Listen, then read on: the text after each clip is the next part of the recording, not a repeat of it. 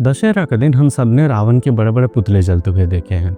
आतशबाजियों के साथ गूंजते हुए नारे जय श्री राम सुने हैं। लेकिन क्या आपने कभी सोचा है कि रावण दहन की इस परंपरा की शुरुआत कब हुई और क्यों हुई?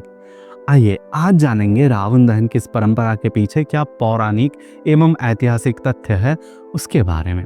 वाल्मीकि रामायण के अनुसार लंका के राजा दशानन रावण थे महापराक्रमी महाबलशाली एक योद्धा और वो थे परम शिव भक्त। लेकिन रावण अपने रिपुओं से बंधे हुए थे और इन्हीं रिपुओं के कारण रावण अपने जिंदगी का सबसे बड़ा पाप, सबसे बड़ा दुष्कर्म किया था।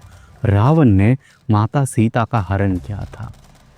माता सीता के उद्धार के हेतु आगे चल के राम और रावण के बीच जो घनघोर युद्ध हुआ, उस युद्ध का परिणाम हम सब जानते हैं। विजयादशमी के दिन भगवान श्री राम के हाथ रावण का वध हो गया, रावण का कल्याण हो गया और तब से लेकर आज तक विजयादशमी के इस दिन को हम लोग दशहरा कहते हैं।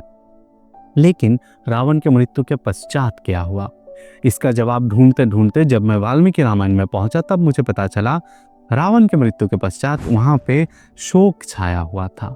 रावण की पटरानी मंदोदरी एवं रावण के अन्य जो पत्नियां थी सब शोक में डूबे हुए थे। यहाँ तक कि रावण के छोटे भाई विभीषण जो रावण के दुष्कर्म को देख रावण को त्याग के राम के आगे आके समर्पण कर चुके थे, वो विभीषण भी क्षण भर के लिए शोक में चले गए थे। विभीषण के बड़े भाई रावण का वध हो गया था तो उनका ये शोक बहुत स्वाभाविक है। लेकिन जब विभीषण खुद को शोक में से संभाले तब विभीषण ने श्री राम से पूछा, भगवान ये रावण इतना महान काम क्या है इस रावण ने कि क्या ही बताया, लेकिन ये रावण इतना पापी है, इतना दुराचारी भी है, तो क्या मेरे इन हाथों से रावण का अंतिम संस्कार होना चाहिए? क्या मुझे रावण का अंतिम संस्कार करना चाहिए? इसके उत्तर में जो बात श्री राम विभीषण से कहेंगे वो एक महात्मा ही कह सकते हैं। श्री राम जी के प्राणों से भी अधिक प्रिय पत्नी सीता देवी का हरण करके लाया था रावण, फिर भी उस रावण के लिए श्री राम क्या कह रहे हैं कि हे विभीषण, एक इंसान जब तक जिंदा है तब तक वो हमारा शत्रु हो भी सकता है, लेकिन मृत्यु के पश्चात क्या ही शत्रु, क्या ही शत्रुता। रावण जैसे तुम्हारा भाई है वैसे मेरा भी है, तुम सम्मान के साथ उसका अंतिम संस्कार संपन्न करो। श्री राम के इस बात के बाद विभीषण जी रावण का अंतिम संस्कार करते हैं। तो यहाँ पे कहीं भी रावण के मृत्यु की कोई उत्सव नहीं मनाई जा रही है, ना ही श्री राम अयोध्या लौटने के पश्चात कभी भी रावण के मृत्यु का कोई भी उत्सव मनाते हैं। तो फिर हम क्यों रावण के मृत्यु का उत्सव बना रहे हैं? इसका कोई भी सीधा सीधा जवाब ना रामायण में है, ना इसका कोई भी सीधा सीधा रिश्ता किसी भी पुराण से है। इसका सीधा रिश्ता है भारत के स्वाधीनता से, भारत की आज़ादी से। 1947 में जब भारत को आज़ादी मिली तब अंग्रेज हमें अंधेरी गली के मुहाने में छोड़ के चले गए। हमें कुछ नहीं पता कि कैसे क्या संभालना है, ऊपर से अंग्रेजों ने देश को तोड़ के चला गया। भारत, पूर्वी पाकिस्तान, पश्चिमी पाकिस्तान, हर रोज कुछ नए दंगे, हर रोज हजारों के तादाद पे लोग मर रहे हैं।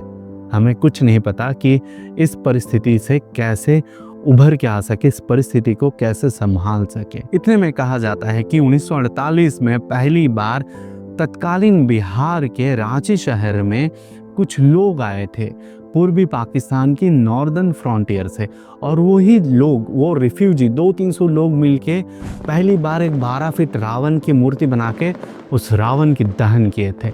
और इस रावण का दहन ना सिर्फ उन लोगों के लिए बल्कि पूरे देश के जनमानस के बीच उनके लहू में बस गया।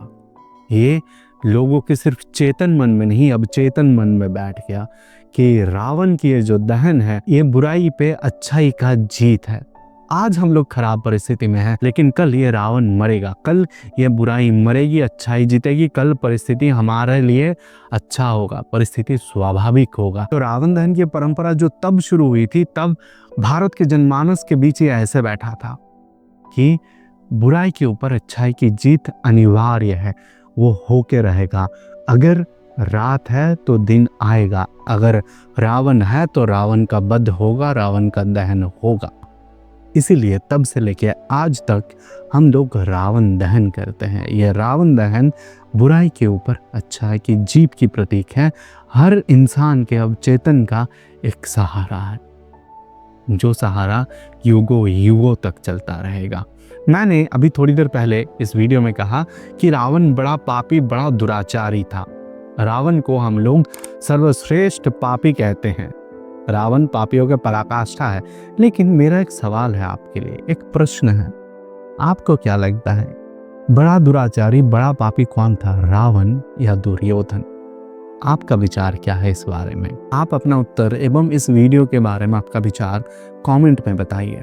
हम लोग मिलते हैं बहुत जल्द एक नए वीडियो में, और कंटेंट से भरे हुए इस भीड़ में कहीं हम आपस में खो ना जाए, इसीलिए इस चैनल को सब्सक्राइब कर लीजिए ताकि हमारी यह कथा यात्रा आपस में एक साथ चलती रहे। विजयादशमी की हार्दिक शुभकामनाएं आप सबको। बहुत खुश रहें, स्वस्थ रहें। मिलते हैं अगले वीडियो में। नमस्कार।